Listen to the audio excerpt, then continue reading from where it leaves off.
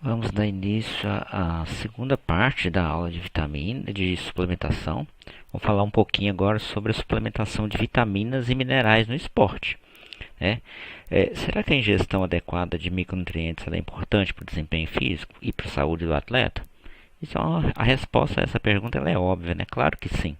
A gente tem as vitaminas e os minerais aí como importantes cofatores de diversas enzimas que fazem parte das nossas vias metabólicas e que são aceleradas durante o exercício físico. Então, de fato, a ingestão adequada de micronutrientes, seja vitaminas ou minerais, ela vai ser importante tanto para o desempenho físico quanto para a boa saúde. Se a gente pensar durante o exercício físico, a gente tem aceleração das vias metabólicas de produção de energia.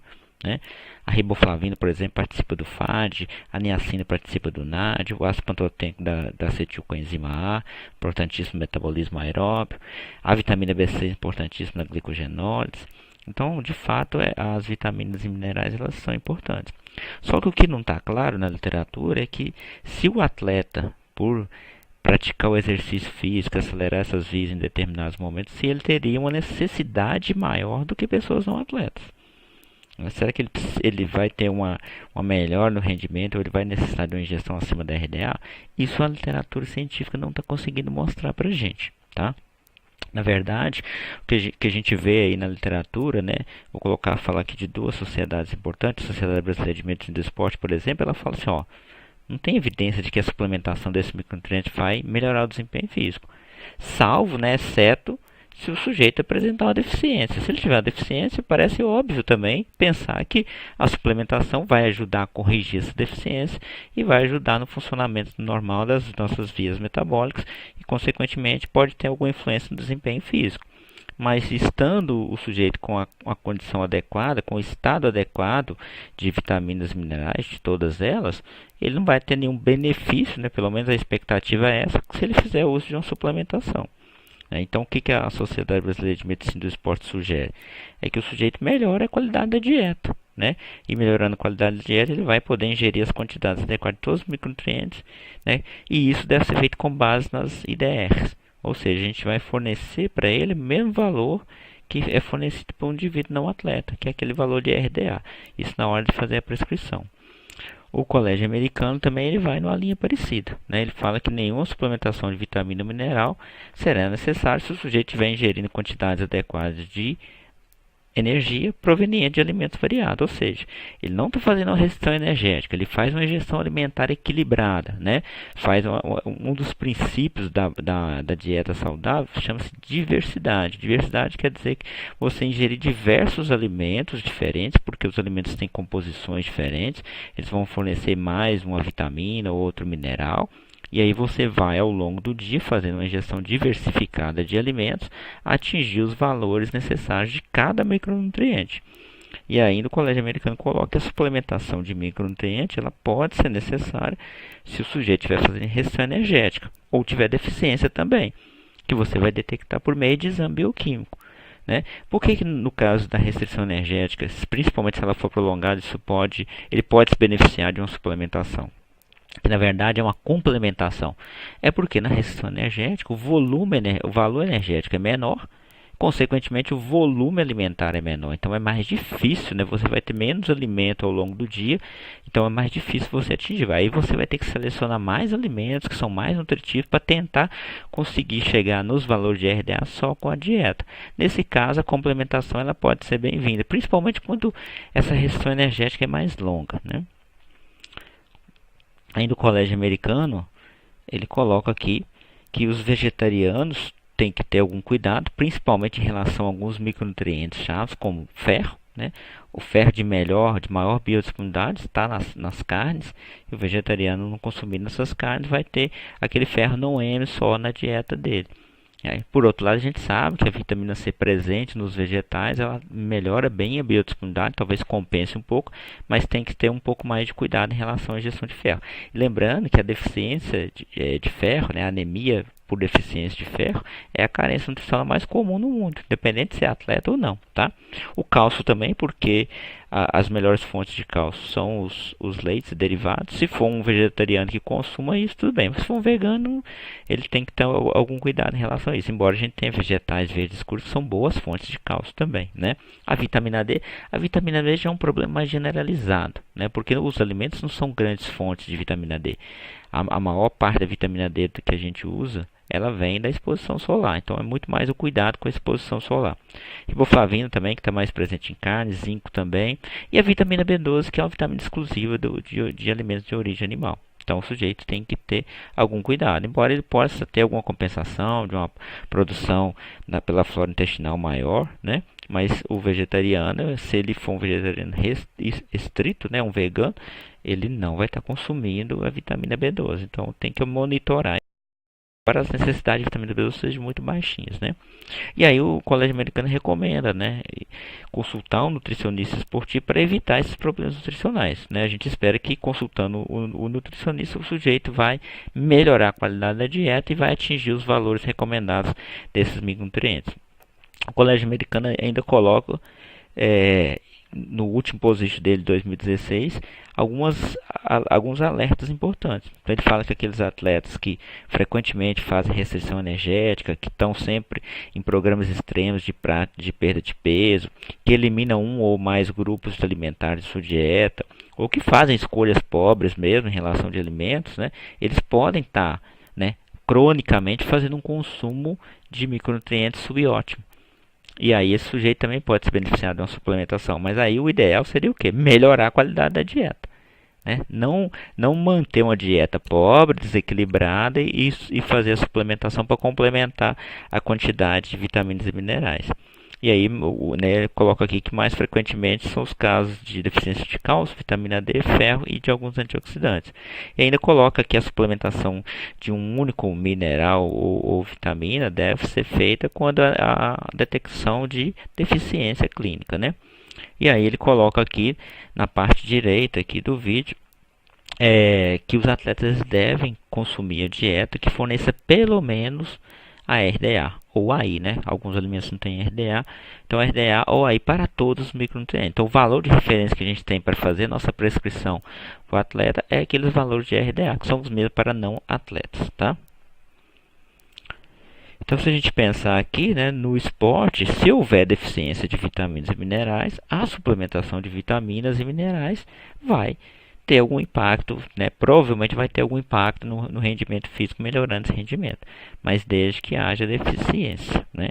Pode ser uma deficiência mais longa, né? Uma deficiência maior, ou uma deficiência subclínica, marginal mesmo.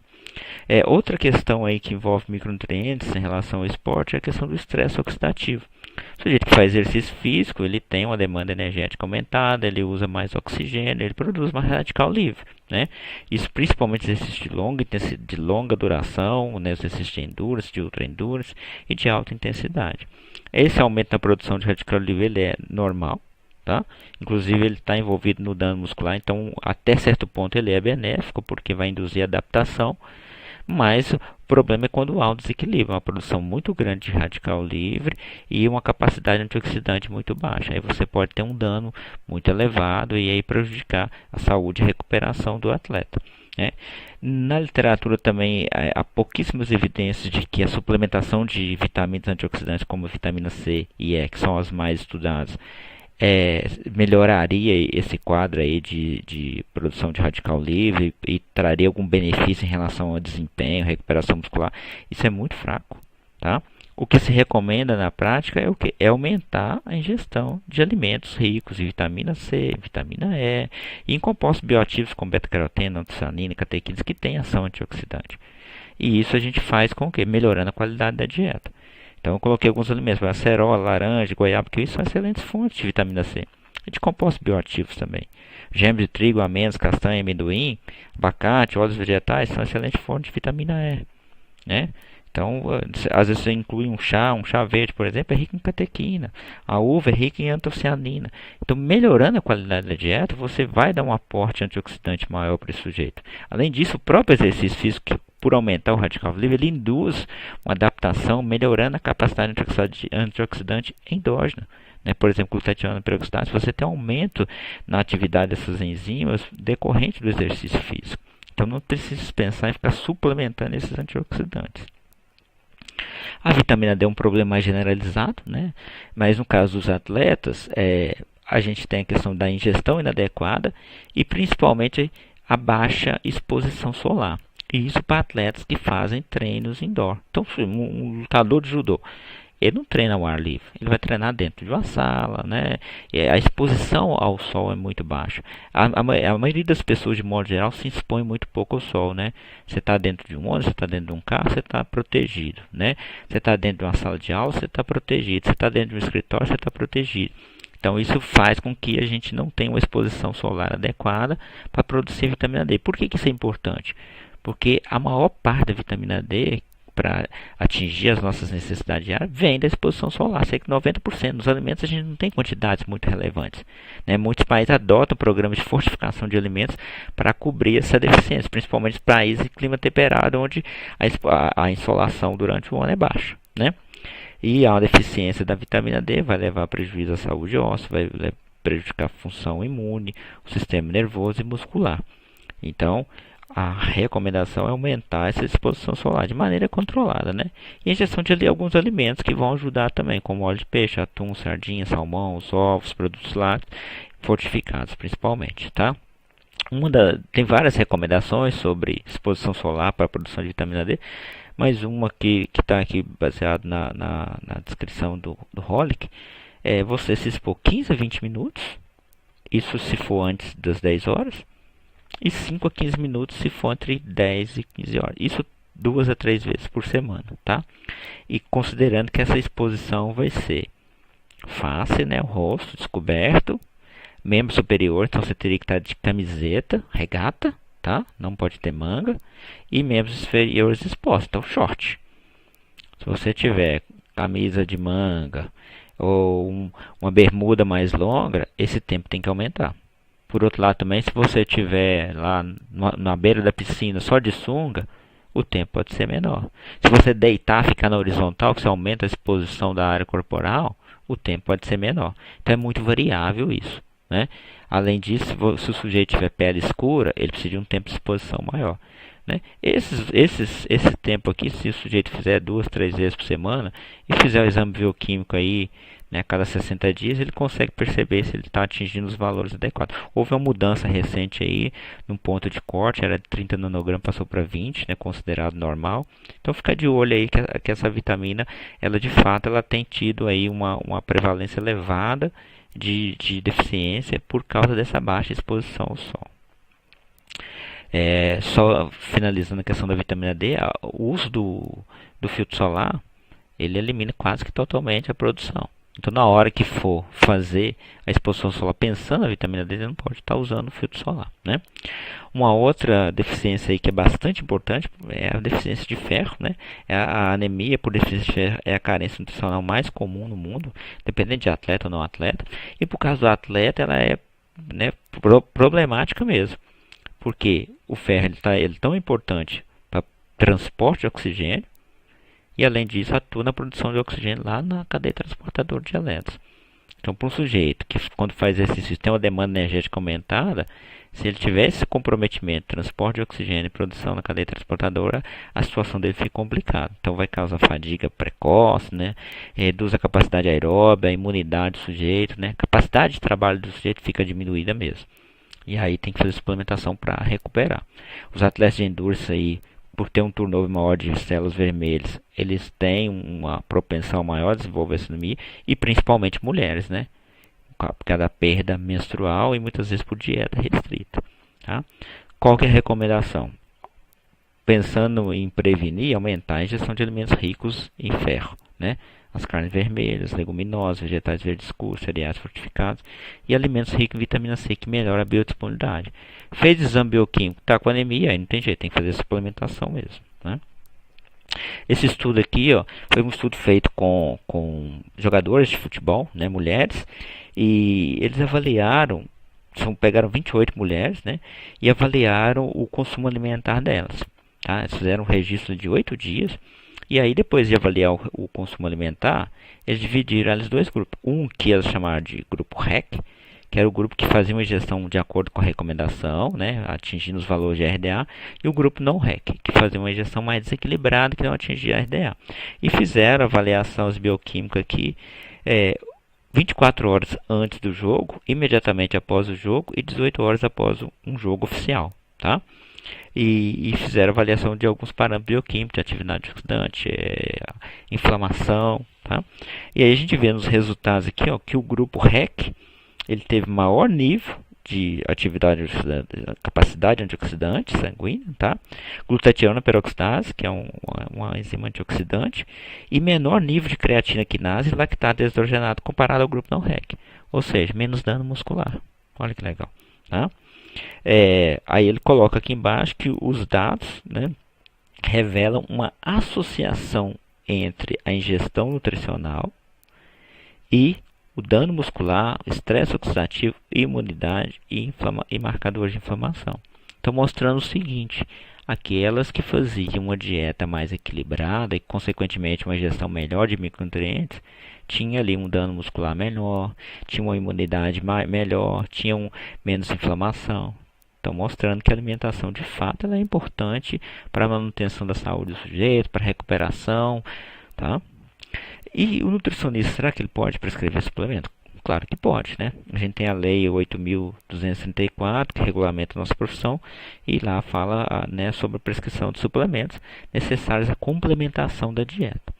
A gente ainda tem a resolução 390 do CFN de 2006, que fala que, com base na portaria da Anvisa 32 de 98 e a portaria 40 de 98, que a gente pode fazer a suplementação de acordo com os valores estabelecidos nessas portarias. Recomendo ler a resolução 390, ler a portaria 32 de 98, que fala lá sobre suplemento de vitaminas e minerais, e ler na íntegra, né, os limites estabelecidos na portaria número 40 de 98. Ali, nessa portaria você vai encontrar a quantidade máxima de suplemento de cada vitamina e mineral que você poderia prescrever.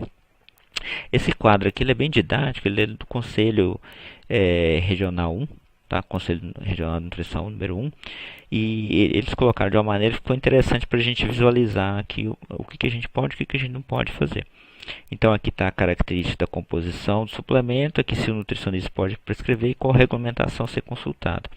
Então no primeiro quadro aqui a gente tem suplementos de vitaminas e ou minerais. Então, que são os alimentos que servem para complementar com vitaminas e minerais a dieta de uma pessoa saudável, em casos nos quais sua ingestão seja insuficiente a partir da alimentação ou quando a dieta requerer suplementação. Não devem substituir os alimentos, refeições, ou ser utilizados como dieta exclusiva, né?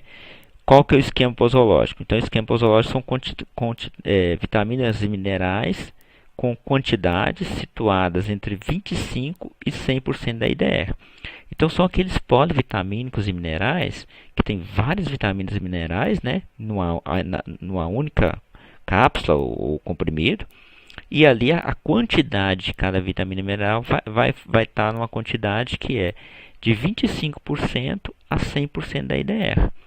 Então, mesmo que tenha 100% da IDR, se a dieta já está um pouco deficiente, né, você não vai atingir valores elevadíssimos que vai ultrapassar o valor máximo, que é o L, e causar problema para o sujeito. Então, o sujeito consome ali um comprimido por dia, ou talvez até meio, dependendo, né, no sentido sempre de complementar. Esse tipo de polivitamina o nutricionista pode prescrever, né? Lembrando lá atrás que a gente viu, pensando no esporte, pensando nisso aqui, esses polivitaminas seria mais adequado, por exemplo, para aquele sujeito que está lá fazendo um trabalho de emagrecimento, com a restrição energética, às vezes a mais longo prazo, você colocar um polivitamínico desse para complementar a dieta dele. Desde que o valor energético ingerido, mesmo você diversificando a dieta, você perceba que você não está conseguindo atingir os valores de RDA para os micronutrientes. Então você entra para complementar a dieta, né? Do outro lado de cá, a gente tem os medicamentos à base de vitaminas e minerais, que geralmente são aqueles com a quantidade bem maior e que são mais isolados, né? Às vezes tem uma vitamina ou um mineral isolado, ou alguma associação de poucas vitaminas e minerais. Tem um grupo aí que é sem exigência de prescrição médica, que o nutricionista pode prescrever, e o outro com exigência de prescrição médica. Os que estão entre 100% da IDR e os níveis máximos daquela portaria 40, então pega a portaria e vê o nível máximo, a gente pode prescrever. Agora, aqueles que têm uma concentração do micronutriente, seja uma vitamina, seja um mineral, isolado ou associado, que está acima do valor máximo na portaria 40 de 98 da Anvisa, esse só o médico pode prescrever. Às vezes o sujeito está com a deficiência e precisa de uma dose maior. E se essa dose for acima desse valor máximo aqui dessa portaria, a gente não vai poder prescrever. Então, o nutricionista pode prescrever esses dois grupos aqui. Ainda lá, um documento aqui lá do Conselho Regional 1, ele fala aqui dos suplementos que o nutricionista pode prescrever. Então, se a gente fizer um apanhado geral pensando no esporte, quais são os suplementos? Aqueles suplementos que estão na resolução da Anvisa, resolução 18 de 2010, que são aqueles suplementos para atletas, né? Entra lá a creatina, entra a cafeína, entra os proteicos, entra os hidroeletrolíticos, né? Entra os energéticos, tá? Os hipercalóricos. O suplemento de vitamina e mineral, que está na portaria 32 de 98, que tem que consultar também a 40, porque a 40 ela é importante, porque ela tem os valores máximos, né? E os alimentos para fins especiais, né? Então, são esses que a gente vai usar. No esporte, basicamente esses são os suplementos nutricionais que são considerados para atletas, para complementar a dieta de proteína, energético, como aqueles ricos em carboidratos, os hipercalóricos que têm uma composição um pouco maior, a creatina e a cafeína, tá? Os hidroeletrolíticos e esses aqui à base de vitaminas e minerais. Lembrando que a gente tem que ter, né, algum cuidado nesse uso de suplementos de vitaminas e minerais, considerando que há pouca evidência de que eles seriam importantes para o desempenho físico, desde que o sujeito faça uma ingestão adequada. Então, o papel do nutricionista é tentar oferecer esses micronutrientes através da dieta. Não é possível, o sujeito está fazendo um trabalho de emagrecimento e com o volume energético aí que eu estou oferecendo para ele, o número, quantidade de alimentos eu não estou conseguindo, tudo bem. Mas não é para uso rotineiro, né? Não é para uso rotineiro. Se a dieta está desequilibrada, o papel do nutricionista é equilibrar a dieta. Para um sujeito que vai lá por conta própria e consome, que não faz uma dieta toda desequilibrada, ele não tem o conhecimento, mas a gente tem o conhecimento. Então, a obrigação nossa é partir do alimento. A partir do momento que eu não consigo sustentar a necessidade desse sujeito a partir da alimentação, aí eu poderia pensar. Tá? Saiu uma recomendação do Conselho Federal sobre prescrição de suplementos nutricionais. E tem algumas coisas bem interessantes aqui. Então, primeiro que ele coloca o seguinte, que a prescrição nutricionista tem que conter o nome do paciente, a data, a assinatura, o carimbo profissional, o número do registro no conselho, o telefone do nutricionista, o endereço completo e um meio de contato profissional. Além disso, a prescrição deve apresentar o esquema posológico. Então, quanto que o sujeito vai tomar por dia, o horário, né, a indicação da via de administração. Aí já adianto que a gente só pode indicar por via oral, tá? Não injetável ou venosa, né? Nem intramuscular nem venosa. Então, mostrar o esquema posológico, a indicação da via, a dose, o horário de administração e o tempo, por quanto tempo que ele vai fazer uso daquilo ali. Ainda fala que a prescrição de suplementos nutricionais a serem formulados em farmácia de manipulação, então se você quer que ele faça numa farmácia de manipulação, você tem que obedecer os itens 1 e 2 lá também, indicando também tudo. O esquema posológico, a via de administração, o horário, o tempo de uso, e além disso dizer se o suplemento vai ser em cápsula, vai ser em pó, vai ser em tablete, e assim por diante. Tá? É vedado ao nutricionista prescrever produto que use via de administração diversa do sistema digestório. Então, nada de injetável, nada de intramuscular, só oral, né? Ainda nessa recomendação do conselho, fala que é vedado ao nutricionista prescrever produtos que incluam em sua forma medicamentos, seja isolados ou associados. Então, um nutricionista que prescreve, por exemplo, esteroide anabolizante, ele está infringindo a lei, né? E é vedado ao nutricionista a prescrição de suplementos nutricionais ou substâncias que não há regulamentação na Anvisa. Então, aquilo que não está regulamentado, a gente não deve. Então, a gente deve seguir lá aquelas portarias que eu citei lá atrás. E na prescrição de suplementação nutricional, o nutricionista não deverá manifestar preferência por marcas. Mas que às vezes, se você confie mais numa marca do que no outro, não é ético você colocar lá tal vitamina da marca tal, por exemplo, né? Se quiser mencionar, né, eu não quero deixar o sujeito escolher lá qualquer coisa. Então você pelo menos vai mencionar algumas alternativas, né? Se recomenda pelo menos 3. Então se você tem preferência por 3, 4, 5 polivitaminas, coloque essas 5 marcas, para o sujeito pelo menos ter o direito de escolher, tá? Então, quando a suplementação de vitaminas e minerais pode ser pertinente? Se a gente pensar em prevenção, o sujeito está fazendo restrição energética, está difícil atingir os valores recomendados, ele vai ficar nisso 2, 3, 4 meses, o que seja. Eu posso entrar com complementação com um polivitamínico mineral para complementar a dieta, para prevenir que ocorra uma deficiência. Se ele está constantemente fazendo um uso abaixo do que é o recomendado, ele está caminhando para uma deficiência, né?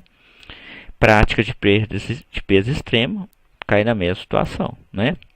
Quando um ou mais grupos de alimentação excluídos da dieta, mas no caso aí, eu acho que isso não é justificativo para o nutricionista, exceto se o sujeito precisar. O sujeito tem intolerância à lactose, tem que tirar produto lácteo. Tem alergia à proteína do leite, tem que tirar o produto lácteo. Aí ele está tirando uma fonte de um mineral importante que é o cálcio, e aí pode ser que ele não consiga atingir com outros alimentos, tá?